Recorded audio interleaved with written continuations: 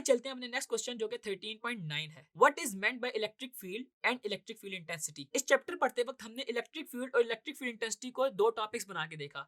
मैंने आपको electric field पढ़ते हुए बताया कि ये वो रीजन है जिसमें चार्ज के ऊपर चार्ज कोई ना कोई फोर्स एक्सपीरियंस करता है, और इलेक्ट्रिक फील्ड इंटेंसिटी क्या है कि कितनी ज्यादा फोर्स एक्सपीरियंस करता है, वो हमारे पास इलेक्ट्रिक फील्ड इंटेंसिटी है। तो आपने इसको करना क्या है कि आपने सबसे पहले इलेक्ट्रिक फील्ड को डिफाइन कर देना है कि the electric field is a region around a charge in which it exert electrostatic force on another charges. और इसके बाद जब इलेक्ट्रिक फील्ड इंटेंसिटी की बात आएगी तो आपने बता देना कि किस स्ट्रेंथ से वो एक दूसरे को अट्रैक्ट या फिर रिपेल कर रहा है, उसके ऊपर जो फोर्स ऑफ अट्रैक्शन लग रही है।